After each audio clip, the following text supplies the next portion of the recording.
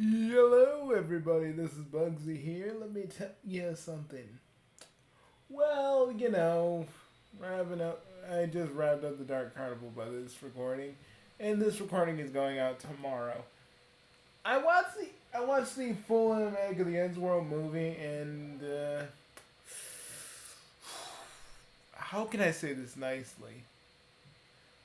I mean, some of the references were okay, a little bit. Maybe it's just because I haven't looked at anything at Eddsworld in a while, so I was like, oh, this was nice. But I do agree with other people that the story itself is kind of weak, and really there's a lot of like shipping bait for those that want to ship those characters, and I'm just like, I always feel weird about. I always feel weird when people start shipping the Eddsworld characters because like legit they're based off of actual people. I mean, I know you could separate.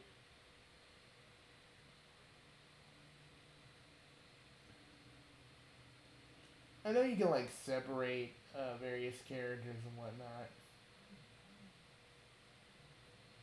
and like a degree of separation, so you're not like thinking. So you're not thinking about the actual people, but I can't. It's just kind of weird, man. How do you do how do you fucking do that?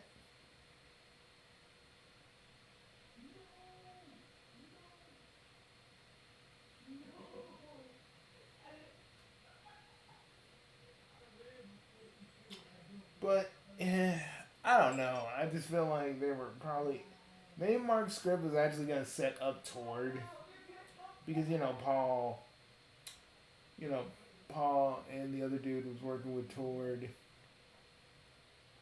and Paul's always been in the background of Ed's world. Apparently, I've been looking at it's just like okay, he's been probably watching them or something. Again, Paul being kind of familiar with them makes sense if he actually was just kind of watching them in a sense. But let me be real, I don't like the villain. I don't like the villain they got for this. He was like, oh yes, America. We got the president, which I feel like is kind of an overused joke. I mean, like I get it, but like I don't know. About around this point, I think president jokes have just been overdone. Like, let's be real. Trump was like the cornucopia of all jokes. We all reached. I feel like we reached our peak with president jokes. Whether it be Trump or Biden, we've kind of reached our peak. And I feel like the old like American stereotype jokes are just kind of eh. I mean, if you're not gonna do anything with it, why can't you make the president into a villain? That would have been funnier. This bacon motherfucker wants to be taken. This bacon loving motherfucker wants to be taken seriously. So he's the one that tries to get the aliens, and stages it to make it look like the aliens are the ones that are doing something horrible. When he's just staging it so he can come out and look like the better president. Like that would have been awesome. But this fucking military dude is like, I just want war. Trying to do what the major did in fucking Hellsing Ultimate, and I didn't like it, man. Dude has no character. He's just explicably evil, and he likes war. I'm just sitting there and going, seriously, Mark, is this like the best you could have? Is this like the best you came up with? And don't even give me the only thing I really liked was Eduardo getting scared and looking like he was about to piss himself. That was the only thing. And the car kind of flying. I enjoyed that too. That was like the only thing. That was the only things in this movie I enjoyed. The aliens kind of being there and going, you took us. You took our planet. I'm just like, bro, no. And then like when they're about to be executed, they're like, we're gonna have them come for us. I'm like, motherfucker, you are going to die. before your freaking even Matt says it, and I'm like, even Matt says it like, you're gonna die before they get there. You're going to die before they even get here, and it's like, even the script points it out. Like even like when Paul like kind of dies, and Ed's all sad. He's like, I came prepared. I think he was gonna call like his little buddy Antord, but I'm not really entirely sure on that. I mean, I get it. We will never probably see Pip's rewrite and what that actually would have been like. It just, I just think if they would have gone with that and they were right to like have Pip rewrite it, it just fall. I think, you know, I don't know, Mark Lovino, I would say his name wrong, and Mark's allegations. Um, I have my own like little opinion on that, but it has really nothing to do with this movie. I just feel like for a person who was doing a fan film, it just didn't feel like an Eddsworld movie. It kind of felt like a beginning of the Friend kind of like. It kind of felt like a beginning of the Friend prequel. Like literally, everything's serious and dire and heartfelt and weird like that. It's one of those things. It's one of those things where it's just. It really didn't know what tone it was really going for. Did it want to be serious? Did it want to be a little bit serious and tell a bit of jokes? Or did it want to be one big goofy fest through beginning to end? It just didn't know what. To me, it just didn't feel like it knew what it wanted to be. But Ed's voice was fucking spot on. It sounded like the actual Ed, and I was like, okay, wasn't expecting that.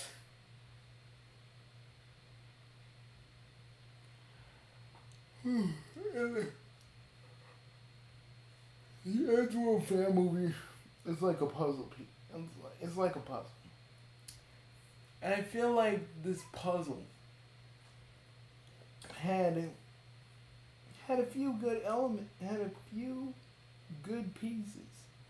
But someone tried to put more pieces that were that just didn't fit, but tried to make it fit by pushing their like hitting it with their fist and hoping to God that it sticks.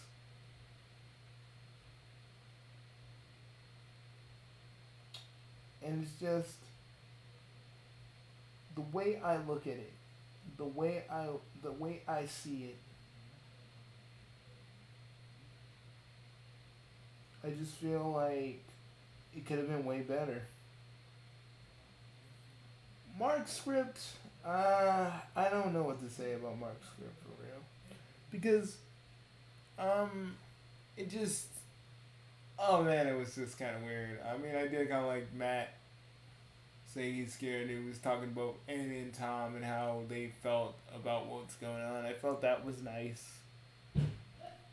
I mean, you could see it as a shipping thing, but literally, I don't know.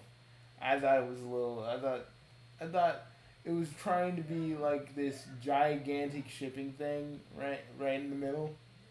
And I'm just like, guys, just because characters talk to each other and are friends, that don't mean that you just.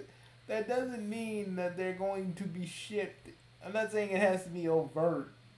But there has to be an attempt there, and like, I feel like they did like a half-hearted attempt to just kind of appease the shippers a little bit. And I feel like if you're gonna do that, do it all the way, man. Don't fucking cow down. Fucking do it all the way if you're gonna do it. But I feel like it's just kind of weird, you know? Like, if you're not gonna do it, don't do it. But don't, like, leave these fans hanging like you're gonna ship them. Just say, no, that's not your intention, and just move on. But, it's just, I did kind of like the whole like them talking about Tord because again I keep thinking that Tord was actually supposed to play a role in this,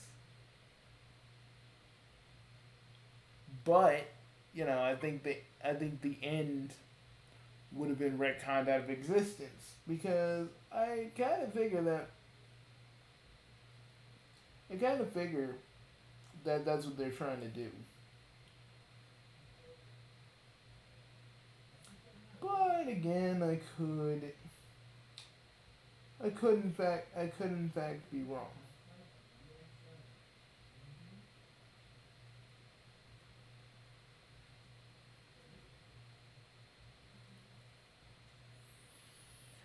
But okay.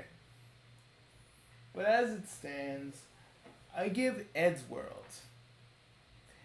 And you guys are probably wondering, Bugsy, are you actually going to give it an actual rating? Is it because G4 is back?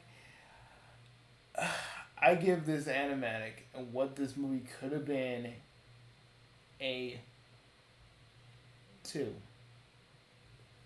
a 2 out of 5. I I wanted to like this, man. We've been waiting 6 years for it, and I wanted to like it. I wanted to like it so bad, but I and there are good moments, but there's too much wrong with it, and it just felt kind of in the beginning part felt slow. The aliens' motivations kind of felt paper thin. I mean, I get it. They were the aliens that were just like, we're gonna leave you guys hanging in space. But for them to be all like, you're the ones that did this to us. I'm like, y'all did that to yourself. If I remember correctly, y'all pushed your own selves out of y'all sucked your own selves into space. That wasn't even their fault. That was y'all. Like you're fucking sitting there blaming Ed and Tom and fucking Matt for that. That was y'all. I just felt like that whole thing was kind of dumb. Like, it could have been, like, another...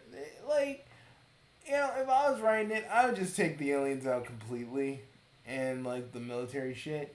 And I'd just build it from the ground up without the military shit. Because, really, I don't feel like we need... I don't think we need, I don't think we need McCoy at all. Because, like, legit, he's just a flat villain. He doesn't offer anything. He's just like... I am the serious guy that's gonna be in this movie because everything in the Ed's world is wacky and silly, and that's why I gotta be the guy that's the serious type. Like in some movies where it's like kind of like the SpongeBob movie with Dennis, but where Dennis kind of works, McCoy kind of doesn't, and it just it falls flat. There are some jokes where the freaking British military are like do we even know what's going on? No, sir. Will you guys give me a freaking teddy bear because I am scared? And they're like, what? And I thought that was funny. But like for a minute, and it just and there's this whole point where Ed and where Ed has this little speech. He's like, the violence won't solve everything. I'm like, but what about all the What about all the episodes where you guys did kind of solve your problems with violence? I mean, Matt, I don't think the character Ed has any room to speak because y'all got pretty violent in Ed's world, so it's kind of like doing the whole. But Pokemon fighting is wrong. And trust me, I love the Pokemon movie. I ain't gonna be like, oh well, you only liked it because you're 12. No, you probably still like it for a lot of different reasons. You can look at something and like something different when you get older. But I'll talk about the Pokemon movie at some point. But not the point. I just couldn't. I was trying, and I was watching it with my girlfriend, and we kind of were like, there are some good moments, but it's tonally, like tonally, it just doesn't know what it's trying to be. Does it want to be heartfelt? Does it want to be serious? Does it want to be goofy? It just doesn't know, and it just picks whatever the scene calls for, and not in an organic way because we got Matt doing his usual. Oh yes, being vain and kissing a picture of someone like I will never leave you, me. Oh, doing his usual, and and then we got Paul's seriousness. Like, does he always do that? And they're like, yeah. And them wearing their various costumes when they were saving the aliens, like Ed's superhero costume. I thought that was cool. Like why don't they just bring back Ed's powers? Like that was in that one episode. I don't know. I'm just saying you get more mileage out of that too. But hey, you know, do I feel do I feel like it could have been better? Yeah. Do you think we'll ever see Pip's version of the rewrite? I want to so bad, but I don't think we're gonna get it. I think that's for the best. I think if someone wants to do an Eddsworld fan movie, do it, but understand the legacy. Understand why you want to do something like this. Understand these characters too. I hit the point. I hit the corner of my laptop. Understand that these characters have a legacy, and either putting it with old references that people already know because they probably watched Eddsworld like 5 or 6 times, or like me 10 times. You're just pretty much like, okay, I know these references.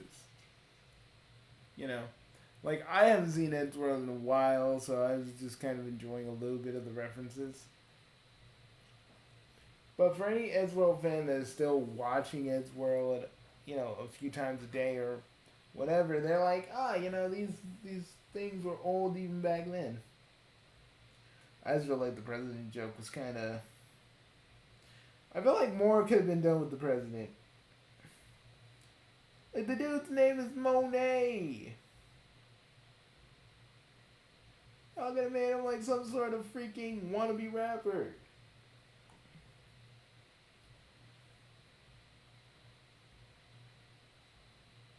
I mean, that could have been fun. That could have been fun on its own. But I shall leave. But I shall leave you guys alone and plan out everything for November. Because G4's coming back, kids! And I'm so freaking happy about that. I'm gonna lose my shit. I'm like, sorry, world, I say. But the sun went to my head. I'm just like, fuck yes. So, I'm just kind of getting ready to put the Dark Carnival away for another year. And, just plan out the rest of this year. And then, we'll give it to New Year's and we'll start dancing. And then, when Sonic News comes, I will talk about it. I'm bringing back Supersonic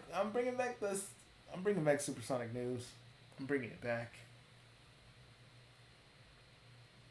It's going to be beautiful.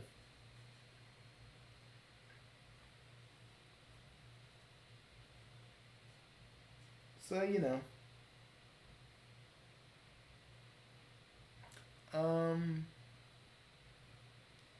but does that mean Sonic content is coming back to the channel? Little increments. I'm not bringing it back to where you guys think I'm a SonicTuber. Oh, and to all the SonicTubers before I leave, how's it gonna be when there's no Sonic to talk about? When you don't have anything to talk about, No news or nothing. But look at me, look at me. I'm a fandom freaking channel that does shit. And no one freaking truly understands. And I know this is cringe, just sit and listen. But I don't fucking give a shit. No, I don't. But like, seriously, SonicTubers out there. See, unlike y'all, I have other things I can talk about because like I don't just deal with one little tiny thing. I'm not talking about the good SonicTubers. I am talking about the SonicTubers that literally just hang. Because good SonicTubers can find some good shit to talk about regardless of the Sonic drought.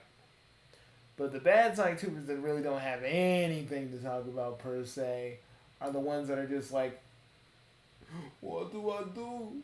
I can't talk about the Blue Boys. I can't do it. I can't do it. No. No, I can't do it. No. See, but like, you know, and other than Sonic.exe making a freaking comeback, which I'm sitting here going, okay. Like, I'm like the dude next door in this, while you guys are having this awesome Sonic.exe party, and I'm like, oh, the Sonic.exe fans are partying next door. Oh well. And then like one of the Sonic.exes comes, and I just snap their necks. I'm just like, no, I want to play game. Yeah, get the fuck out of here, Excalibur, Xilla, X whatever the fuck your name is. I got shit to do. I just throw them outside. This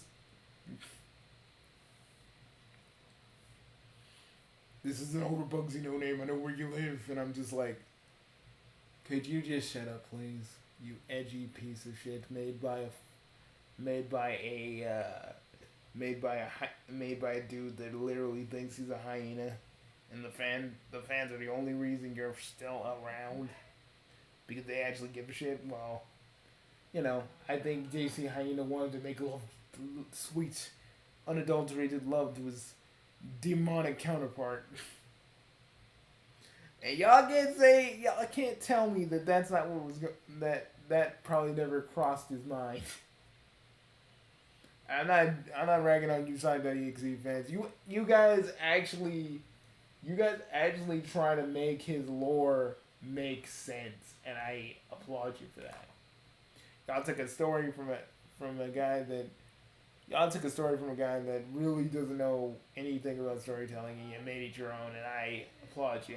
Even though I don't really like Sonic.exe, I can applaud effort where it is, wherever it is. But I shall leave you. I think I'm probably gonna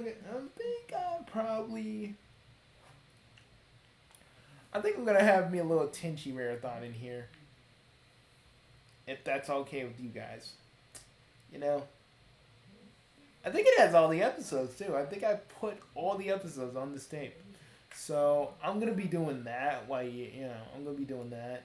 Taking a little break, recuperating from the Dark Carnival and all the stuff that was supposed to be in it. But I had to shorten it because literally, like, I had like two other people that were gonna be a part of it. It was gonna be this branching thing, but you know, there's always next year. But I shall see you all later. Peace, and really just enjoy November because November is gonna be pretty cool. And when we get to, and I'm gonna do a video on Halloween, but you know, I'm not gonna say what that is yet.